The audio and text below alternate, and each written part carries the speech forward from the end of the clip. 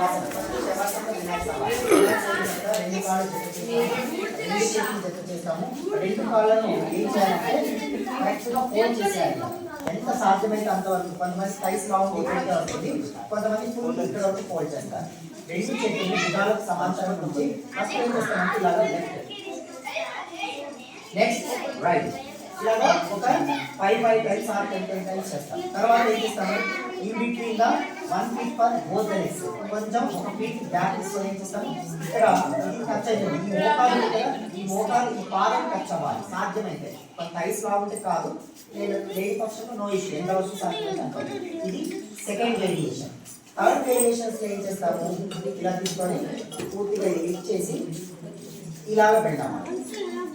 Okay, ఈ పక్క టెంపుల భాగంలో వదులుతుంది బ్యాక్ పెయిన్ ఉన్నప్పుడు. అదే ఇలా ఇటు భాగంలో వదులుతుంది.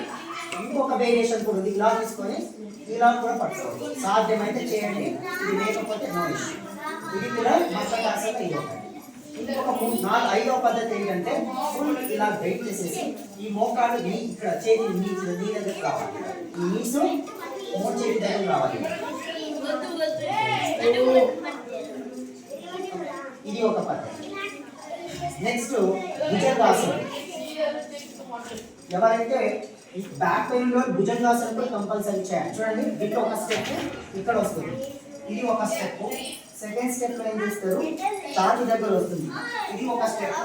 మూడవ స్టెప్ లో ఏం చేస్తారు, ఈ రెండు చేతులు ఇలా ఉంటుంది, ఇది మూడవ స్టెప్. ఓకేనా? నాలుగవ స్టెప్ ఏంటి అంటే ఇలా తీసుకొని ఇలా చేయాలి. ఇవన్నీ కూడా బ్యాక్ పెయిన్ రిలేటెడ్ సంబంధించినవి. ఇలా చేస్తారు. నెక్స్ట్ ఇవన్నీ కూడా బ్యాక్ పెయిన్ ఈ పాదం యూజ్ చేస్తారు. నెక్స్ట్ ఈ పాదం యూజ్ చేస్తారు. నెక్స్ట్ నమస్కారం. నెక్స్ట్ ఒక కాలు రైట్ ఉంటే ఒక కాలు లెఫ్ట్, సారీ ఒక చేయి రైట్ హ్యాండ్ అనుకోండి, left leg left. Next left hand right. Next దీని తర్వాత మనం